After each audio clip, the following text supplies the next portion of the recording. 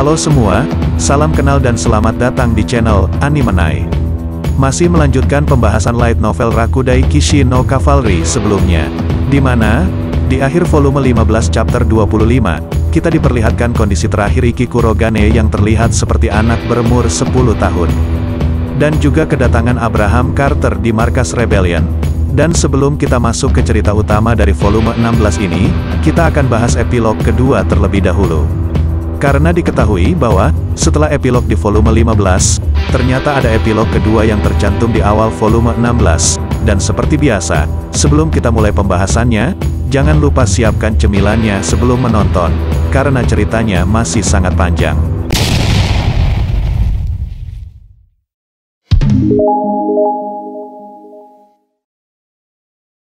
Cerita dari epilog kedua ini, menceritakan setelah pertempuran melawan Orgaule selesai. Di mana, terlihat Ikki yang sedang melakukan latihan pedang hariannya di halaman Kastil Vermilion. Namun karena saat ini Ikki memiliki tubuh bocil yang berusia 10 tahun, kemampuan fisiknya pun menurun. Terlihat Ikki kelelahan setelah melakukan setengah dari jumlah latihan yang biasa dia lakukan. Namun, meski Ikki telah kehilangan tubuh terlatihnya, dikatakan, Ikki tidak patah semangat. Ikki berpikir bahwa jika dia tidak bisa mengandalkan kekuatannya seperti sebelumnya, maka dia hanya akan mengasah keterampilannya. Diketahui bahwa, Ikki masih belum mencapai potensi penuh dari apa yang bisa dia lakukan dengan pedangnya. Dan menurut Ikki, memiliki tubuh bocil saat ini adalah kesempatan yang baik untuknya karena mungkin ada sesuatu yang hanya bisa dilihat dari tubuh yang tidak mengandalkan kekuatan. Dikatakan bahwa, ilmu pedang Ikki yang dikembangkan dari ilmu pedang Edelweiss masih bisa digunakan di tubuh bocilnya. Dan juga, Ikki bertujuan untuk terus melatih dirinya selama setengah tahun pemulihan untuk membuat tubuhnya lebih kuat dari sebelumnya. Sementara itu, di ruang pemeriksaan sebuah rumah sakit di ibu kota Vermilion yaitu, Flarefect. Terlihat, Stella terbaring telanjang bulat di atas meja pemeriksaan seperti yang ditunjukkan dalam gambar. Dikatakan bahwa, tubuh Stella dilekatkan dengan bantalan dan tali yang memanjang dari peralatan medis yang dioperasikan oleh Shizuku yang mengenakan jas putih.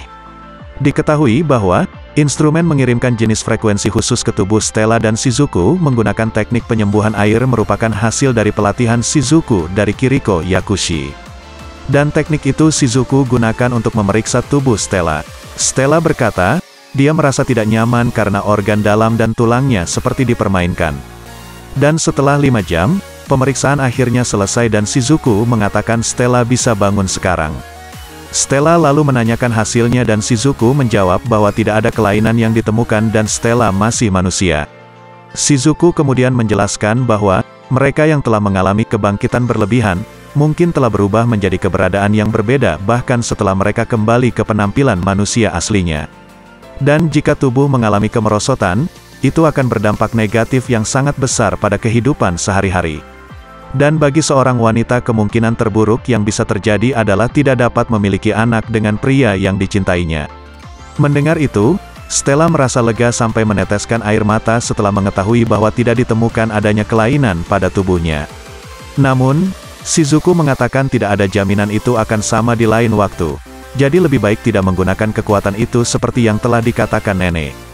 Dikatakan bahwa, kekuatan yang diperoleh Stella dari kebangkitan berlebihan, diperlukan untuk mengalahkan seseorang yang kuat seperti Orgaule sehingga membuat Stella bertekad untuk mendapatkan kekuatan itu sambil tetap sebagai Putri Crimson. Setelah itu, Stella kemudian bertanya kepada Shizuku apakah perlu menempelkan pembalut ke opainya karena tempat itu cukup sensitif dan rangsangan listrik yang dikirim ke sana cukup menyakitkan. Shizuku kemudian menjawab bahwa hal itu hanya akan melecehkan Stella yang membuat Stella terkejut.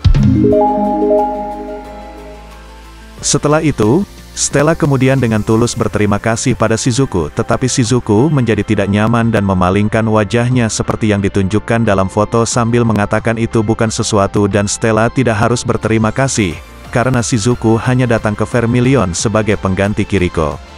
Stella kemudian mengatakan dia mendengar bahwa ada banyak tahanan di Jepang telah keluar dari penjara yang dikonfirmasi oleh Shizuku.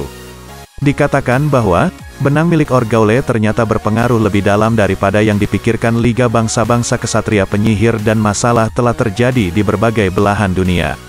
Diketahui bahwa, ayah Shizuku yaitu, Itsuki Kurogane, telah meluncurkan konvensi khusus, di mana, Blazer seperti Kiriko, Toka Toudo dan Yudai Moroboshi telah dikirim untuk mengatasi situasi tersebut.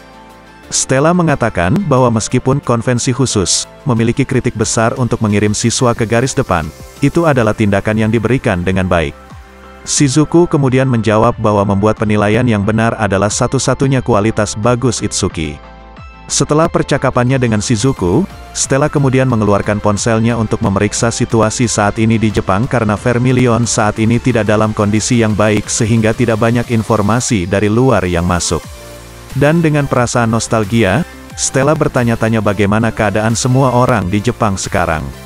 Namun, pada titik ini Stella dan semua orang tidak tahu bahwa tragedi akan terjadi di Jepang di mana api besar akan menelan tempat yang disebut rumah kedua oleh Stella. Baiklah teman-teman, itu adalah akhir dari epilog keduanya dan kita akan masuk ke cerita utamanya. Tapi sebelum itu kita dengarkan dulu prolog dari volume 16 ini. Berikut isi dari prolog volume 16-nya. Seseorang melihat ke arah atas dan melihat begitu banyak kegelapan dengan lampu-lampu kecil. Lampu kecil yang mewakili harapan tidak dapat membersihkan kegelapan dan begitu mendapatkannya, era akan ditelan dalam kegelapan yang konstan. Saat ini, dunia membutuhkan bintang besar seperti yang telah membuka jalan menuju era baru. Orang yang ada di luar sebab dan akibat ini mengetahui kedatangannya. Dia berpikir bahwa cinta Tuhanlah yang membawa datangnya harapan besar yang bersinar seperti matahari dan membakar kegelapan zaman. Rakudai Kishino Cavalry volume 16 chapter 1 dengan judul, Saingan Saat Ini. Cerita dimulai di mana kita ditunjukkan sebuah flashback atau kilas balik suatu peristiwa yaitu, saat sebelum perang Vermilion terjadi dan saat di mana Iki dan Stella yang baru saja tiba di Vermilion.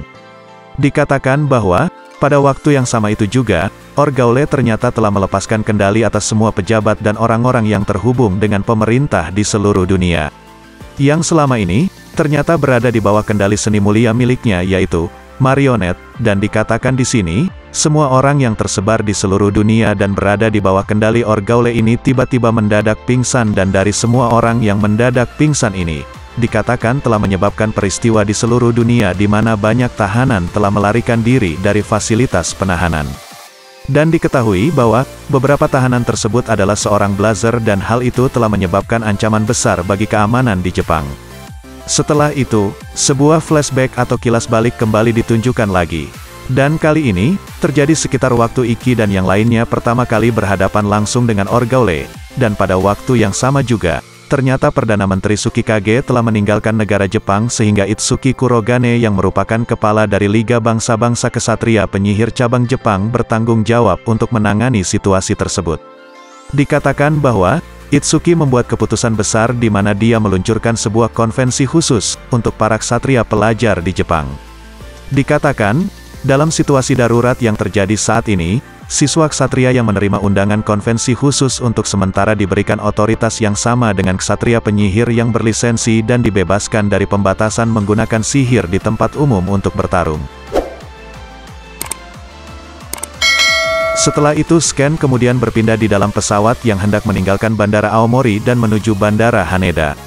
Terlihat, ada 6 orang yang berhasil melarikan diri dari fasilitas penahanan. Mereka tersebar di berbagai tempat di pesawat dan pemimpin kelompok mereka disebut sebagai tahanan nomor 15. Dikatakan, tahanan nomor 15 ini berencana agar kelompoknya membajak pesawat dan tujuan mereka adalah untuk mencapai negara di utara yang dijalankan oleh kediktatoran dan berada di luar jangkauan Liga. Kemudian, saat pesawat mencapai ketinggian tertentu dan lampu sabuk pengaman dipadamkan, tahanan nomor 15 ini sontak langsung memegang leher seorang gadis ramping dan mengarahkan perangkat jenis senapan mesin ringannya ke pelipis gadis itu. Terlihat, anggota lain dalam kelompoknya juga telah menyandera orang sehingga para ksatria penyihir yang menaiki pesawat sebagai keamanan tidak dapat berbuat apa-apa dan ditundukkan. Setelah itu, tahanan nomor 15 kemudian bergerak sambil menahan sandranya menuju kokpit dan mengancam pilot pesawat dan memberitahu mereka bahwa tujuan baru pesawat ini adalah Korea Utara. Mendengar itu, pilot protes karena bahkan jika mereka berada di pesawat sipil mereka akan ditembak jatuh jika mereka pergi ke sana. Tahanan nomor 15 kemudian meyakinkan pilot bahwa mereka tidak akan ditembak jatuh dan akan disambut di sana. Namun, saat tahanan nomor 15 yakin akan keberhasilan operasinya, tiba-tiba terjadi ledakan. Terlihat, Mesin sayap kiri pesawat terbakar dan seluruh pesawat bergetar hebat yang menyebabkan semua orang di dalamnya panik. Bahkan tahanan nomor 15 dapat mengatakan bahwa mereka tidak akan berhasil sampai ke Korea Utara dan memerintahkan pilot untuk kembali ke bandara yang baru saja mereka tinggalkan. Dan saat pesawat mengarah kembali, sayap kiri pesawat terlepas dan getaran hebat yang dihasilkan menyebabkan tahanan nomor 15 terjatuh dan berteriak. Namun, sandranya yang ternyata adalah seorang laki-laki, terlihat berdiri dengan tenang seperti yang ditunjukkan dalam foto dan mengatakan kepada nomor 15 bahwa itu akan baik-baik saja. Setelah itu, anak laki-laki itu kemudian mengatakan bahwa pesawat tidak akan jatuh karena dia sangat beruntung. Dan benar saja, pesawat yang kehilangan sayap dan daya apungnya itu berhasil mendarat dengan selamat. Semua orang kemudian tercengang karena itu adalah keberuntungan besar untuk hal seperti itu bisa terjadi. Tahanan nomor 15 lalu menyadari bahwa ini adalah perbuatan anak laki-laki itu setelah anak laki-laki itu memanifestasikan pedang tipis yang menembus tenggorokannya. Diketahui bahwa anak laki-laki itu ternyata adalah Amane Shinomiya. Di sini kita diberitahu bahwa Amane ternyata sedang berada dalam perjalanan untuk memenuhi undangan konvensi yang diluncurkan oleh Itsuki Kurogane. Kalau teman-teman ingat, Amane Shinomiya adalah lawan yang hampir membunuh Iki di semifinal Festival Seni Pedang 7 Bintang. Setelah itu, Scan kemudian berpindah di Ayasuji Dojo di Tokyo. Terlihat seorang pria besar seperti Tong dengan bekas luka besar di wajahnya menendang pintu masuk utama dan menjatuhkan siswa Akademi Donrou yang sedang berlatih di halaman dojo. Diketahui, pria tersebut bernama Ginji Okuma dan merupakan salah satu penjahat dan juga seorang blazer yang telah kabur dari penjara. Okuma kemudian berkata kepada tuan dojo yang duduk di tepi halaman yaitu Kaito Ayasuji. Okuma berkata bahwa sudah lama tidak bertemu dan bertanya apakah Kaito mengingatnya. Kuraudo Kurashiki, yang berdiri di samping Kaito, lalu bertanya siapa Okuma tapi Kaito mengatakan dia tidak mengenalnya. Dikatakan, 15 tahun yang lalu, Kaito menjatuhkan Okuma yang merupakan anggota berpangkat tinggi di grup yang bernama Masuyama Gumi dan Kaito bertanggung jawab atas runtuhnya grup tersebut. Diketahui bahwa, dengan tertangkapnya ayah Okuma dan semua anggota kelompoknya 15 tahun yang lalu, membuat Okuma tidak punya tempat untuk pulang sekarang. Jadi, dia datang ke sini untuk membalas dendam. Tapi Kaito tidak mengingat Okuma karena dia tidak tertarik untuk mengingat wajah para blazer yang memilih jalan menjadi seorang penjahat. Hal ini menyebabkan Okuma menjadi sangat marah dan memanifestasikan sarung tangan berwarna giok di kedua tinjunya. Dikatakan bahwa, kemampuan Okuma adalah memanipulasi angin dan dengan menyatukan udara ke tangan kanannya, Okuma kemudian mendorong tinjunya ke depan dan udara yang telah terkompresi pun sontak diluncurkan ke arah Kaito seperti bola meriam. Serangan itu seharusnya tidak bisa dihindari Kaito. Namun, Kaito dan Kuraudo tidak terluka meskipun ledakan itu menyebabkan kehancuran besar pada rumah di belakang mereka. Setelah itu, putri Kaito yaitu Ayase kemudian muncul dan menjadi marah. Ayase berpikir para siswa Donrou telah menyebabkan kehancuran lagi tetapi para siswa Donrou mengatakan kepada Ayase bahwa Okuma yang bertanggung jawab atas kehancuran saat ini. Melihat kedatangan putrinya, Kaito kemudian memberitahu Ayase untuk melawan Okuma karena ini adalah kesempatan yang baik baginya untuk berlatih pertempuran nyata. Ayase lalu setuju dan kemudian memanifestasikan perangkatnya yaitu Hisume.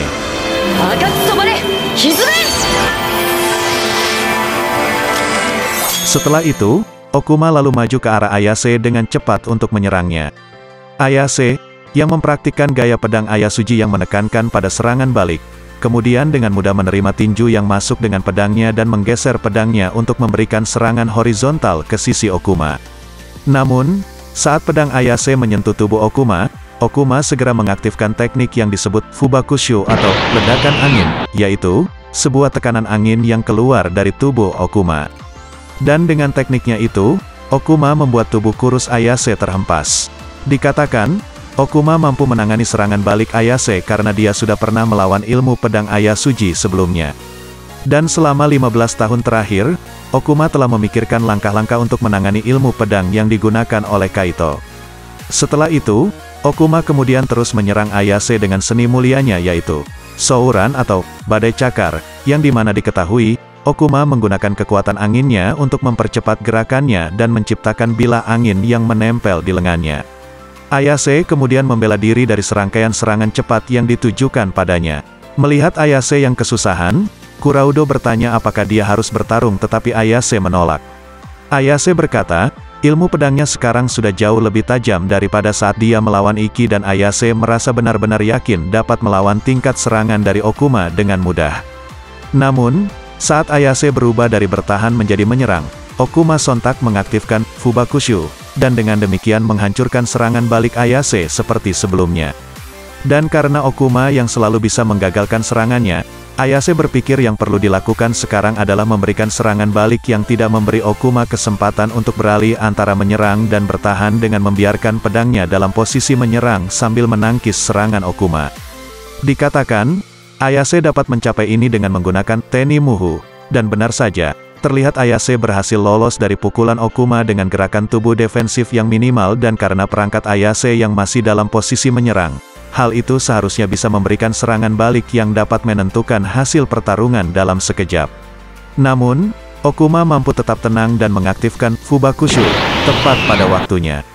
Hal itu bisa terjadi karena Okuma yang telah melihat Kaito menggunakan Teni Muhu sebelumnya, di mana Kaito menggunakannya untuk menghindari serangan Okuma baru-baru ini. Akan tetapi, Okuma tetap menerima luka walaupun hanya menerima luka kecil, dan setelah itu, terlihat Ayase yang tiba-tiba berbalik dan berhenti menyerang Okuma seolah-olah pertempuran sudah berakhir. Hal ini menyebabkan Okuma menyerang punggung Ayase yang tidak terlindungi. Namun, kemampuan blazer Ayase yang memungkinkannya untuk membuka luka yang disebabkan oleh perangkatnya, di mana kemampuan Ayase tersebut dapat mengubah luka kecil menjadi luka fatal. Akibatnya, Okuma kehilangan kesadaran dari rasa sakit dan tubuhnya jatuh ke tanah dalam genangan darah. Ayase kemudian memberitahu Kuraudo dengan tawa mencemooh bahwa musuh tidak berada di luar kemampuannya. Mendengar itu, Kuraudo menjawab Ayase seharusnya tidak terlalu bersemangat karena diketahui bahwa ternyata selama ini Ayase telah berlatih setiap hari melawan serangan Kuraudo, dan menang melawan seseorang yang berada di level Okuma itu sudah jelas. Setelah itu, Kuraudo yang nakal kemudian bertanya apakah Ayase mungkin ingin dia memujinya sambil mendekatkan tangannya ke kepala Ayase seperti yang ditunjukkan dalam foto. Ayase kemudian menepis tangan Kuraudo dengan keras sambil menyuruhnya untuk tidak mengatakan hal bodoh seperti itu, dan kemudian mengalihkan pandangannya dari Kuraudo. Setelah itu, terlihat Ayase yang tidak dapat menyangkal bahwa selama pertempuran dia benar-benar mengira serangan lawannya terlalu kecil dibandingkan dengan serangan yang biasanya dia terima dari pedang Kuraudo.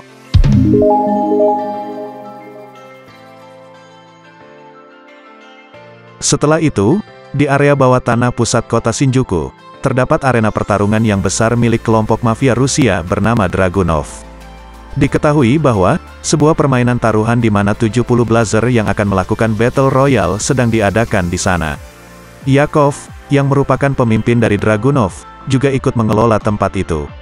Scan kemudian menunjukkan situasi di ruang VIP, di mana Yakov sedang berbicara dengan Bishu yang merupakan mantan 12 apostle dari Rebellion yang ditangkap oleh Ikki, Stella, dan yang lainnya beberapa bulan lalu. Dikatakan, Yakov menyarankan agar Bishu berpartisipasi dalam Battle Royale, tetapi Bishu menolak karena dia tidak ingin menonjol setelah melarikan diri dari penjara. Di sini kita diberitahu setelah runtuhnya Rebellion, Bishu dan anak buahnya mencari pelindung baru. Dan diketahui bahwa kekuatan Rebellion yang tersisa mengalir menuju Liga dan Union, dengan Amerika Serikat yang memperoleh sebagian besar dari kekuatan tersebut. Dikatakan, sebagian besar number dari Rebellion dibunuh oleh kelompok Orgaule, dan hanya 2 dari mereka yang menghindari masalah karena mereka secara kebetulan tidak berada di markas Rebellion ketika pembantaian Orgaule itu terjadi. Dan salah satunya adalah Grand Professor, yang memimpin faksi sendiri dan bergabung dengan Amerika Serikat yang merupakan negara asalnya. Dikatakan, aliansi antara negara-negara anggota Union tidak sekuat aliansi antara negara-negara anggota Liga, dan Dragunov sepertinya tidak suka bahwa Amerika Serikat mendapatkan begitu banyak kekuatan. Yakov kemudian memberitahu Bishu bahwa pukulan besar bagi Dragunov adalah menyambut kelompok Bishu. Dan saat mereka sedang membicarakan bisnis, tiba-tiba salah satu blazer yang berpartisipasi dalam Battle Royale tiba-tiba terlempar ke ruang VIP melalui dinding kaca yang menghadap arena pertarungan. Terlihat, ada seseorang yang memakai jas hujan, dan sepertinya itu adalah perbuatan orang tersebut. Kemudian, orang yang bertanggung jawab untuk itu pun melepas jas hujannya dan mengungkapkan dirinya sebagai Renren Tomaru. Terlihat, ada juga beberapa orang yang memakai jas hujan dan diketahui, mereka adalah Ikazuchi Saiju, Kikyu Hagure dan Botan Hagure. Diketahui bahwa, para siswa Akademi Hagun sedang mencari tahanan yang melarikan diri dan mereka akhirnya menemukan area bawah tanah ini. Aktivitas ilegal yang terjadi di sini dan para mahasiswa Hagun yang berada di bawah otoritas sementara yang diberikan oleh konvensi khusus, harus menangkap semua orang di sini. Melihat kedatangan para siswa Hagun, Yakov kemudian menginformasikan kepada para preman Blazer yang mengikuti Battle Royale bahwa akan ada hadiah uang bila mereka berhasil mengalahkan para siswa Hagun. Namun, para preman Blazer itu bukanlah tandingan para siswa yang berada di peringkat atas di Akademi Hagun. Ren kemudian menggunakan kemampuan kecepatannya untuk mengalahkan para preman Blazer tersebut satu persatu dengan cepat. Kemudian, seorang pria botak besar mengenakan lipstik merah yang disebut Queen, kemudian menghadapi Ren. Terlihat perangkat Queen adalah sepasang perisai besar dengan paku yang besar. Queen tahu tentang Ren termasuk kelemahannya di mana lintasan serangan Ren selalu lurus dan Ren tidak bisa menggunakan tipuan dalam serangannya. Dan serangan dari seseorang seukuran Ren juga tidak akan memiliki banyak bobot di dalamnya. Queen berpikir yang harus dilakukannya adalah melindungi sisi sekitarnya dengan perisainya sehingga kecepatan Ren akan berkurang setelah Ren melakukan kontak dengan perisainya.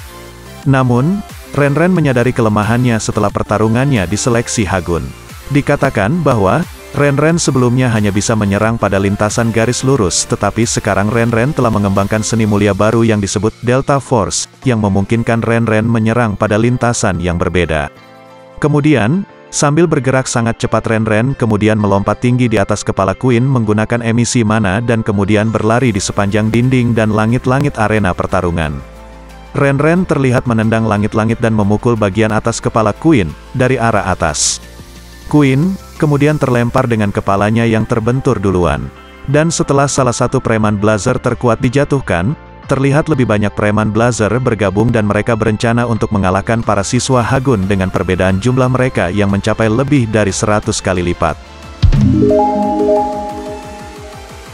Para preman Blazer kemudian fokus menyerang Kikyu Hagure yang mereka anggap paling lemah. Namun, Kikyu mampu menghadapi mereka terutama setelah seseorang memberikan nasihat tentang taktik pertempuran termasuk cara terbaik untuk menggunakan kemampuannya. Dan setiap kali salah satu dari preman Blazer terlalu dekat dengan Kikyo dengan sigap langsung menggunakan akselerasi instan untuk mundur dan menjaga jarak yang merupakan keuntungan bagi pengguna tombak seperti Kikyo. Dikatakan, kemampuan akselerasi instan milik Kikyo mungkin tidak secepat kecepatan Ren. Akan tetapi, akselerasi instan Kikyo ini memungkinkannya untuk bergerak cepat tanpa perlu berlari yang merupakan titik kuat yang mirip dengan ilmu pedang, sayap kembar, milik Edelweiss. Melihat Kikyo yang membuat jarak dengan mereka, para preman Blazer ini kemudian memutuskan untuk meluncurkan serangan sihir dari jarak jauh tetapi Kikyo bergerak ke samping untuk memberi adiknya yaitu Botan sebuah garis tembak yang jelas. Diketahui, kemampuan Botan adalah penetrate atau menembus, dan benar saja, setiap peluru yang Botan tembakan dari senjatanya dikatakan dapat menembus musuh yang berbaris dari arah depan sampai ke belakang. Kemudian, mereka yang tidak terkena peluru juga terjebak dalam pelepasan sihir preman Blazer lainnya yang tidak disengaja, hal itu membuat semua yang melawan si kembar Hagure tidak bisa bertarung. Kemudian, petarung terkuat para preman Blazer yang disebut King, tiba-tiba muncul di dekat si kembar Hagure. Diketahui bahwa, kemampuan King adalah meningkatkan ukuran tubuhnya hingga 5 kali lipat dan King terlihat mengayunkan senjata tongkat besinya ke arah si kembar. Namun, Saiju menerima serangan masuk dengan zanbatunya dan kemudian mendorong King kembali. King, yang marah, kemudian meningkatkan ukuran tubuh dan batang besinya untuk menyerang Saiju dengan kekuatan yang lebih besar dari sebelumnya. Melihat apa yang akan dilakukan King, Saiju memberitahu si kembar Hagure untuk menyerahkan pertarungan ini padanya tetapi si kembar khawatir karena Crescendo Axe, pada output maksimum, hanya bisa sedikit mendorong King. Diketahui, Crescendo Axe sendiri adalah seni mulia milik Saiju, di mana Saiju membuat zanbatu mengumpulkan kekuatan dari tebasan musuh, dan Saiju dapat melepaskan akumulasi tebasan tersebut dengan meningkatkan bobot dan kekuatan serangan perangkatnya. Melihat si kembar yang khawatir terhadapnya, Saiju pun menjadi sadar setelah melawan Stella sekali sebelumnya yang dimana Crescendo Axe miliknya tidak cukup untuk melawan seseorang yang kuat. Kemudian, alih-alih hanya mengayunkan zanbatunya seperti biasanya, Saiju ternyata sekarang juga memutar tubuhnya secara horizontal bersamaan dengan ayunan dari perangkatnya. Dikatakan, rotasi putaran Saiju dipercepat oleh akumulasi berat dan akhirnya menghasilkan tekanan yang membentuk sebuah tornado. Melihat apa yang dilakukan Saiju, King percaya bahwa dia bisa menghentikan rotasi perputaran dari Saiju tersebut dengan mengayunkan senjatanya sendiri ke bawah. Tapi sebelum King bisa melakukannya, Saiju memberitahu yang lainnya untuk menunduk dan kemudian Saiju menyerang udara di sekitarnya dengan zanbatunya. Setelah itu, seni mulia Saiju yang baru dan disebut Forzato Smash ini melepaskan sebuah tsunami tekanan udara raksasa yang sebagian besar menerbangkan semua orang yang berdiri sambil mematahkan tulang mereka. Terlihat, setiap orang yang menonton dari ruang VIP menjadi sangat khawatir setelah melihat semua preman Blazer di arena pertarungan telah dikalahkan. Mereka kemudian mengetahui bahwa bencana serupa juga terjadi di tempat lain yang ditunjukkan melalui kamera keamanan. Di kamera keamanan terlihat, ada beberapa orang yang bekerja sebagai penjaga keamanan di arena pertarungan bawah tanah ini. Dan 15 dari mereka berada di dekat lift yang mengarah ke pintu keluar darurat. Mereka melawan Blazer wanita yang mengenakan gaun putih. Diketahui, senjata para penjaga keamanan ini dilengkapi dengan peluru khusus yang dapat menghancurkan penghalang mana para Blazer, tetapi tidak peduli berapa banyak peluru yang mereka tembakan. Blazer wanita yang mereka tembaki tersebut tidak jatuh dikarenakan peluru yang mereka tembakan entah bagaimana menghilang tanpa menyentuh Blazer wanita itu.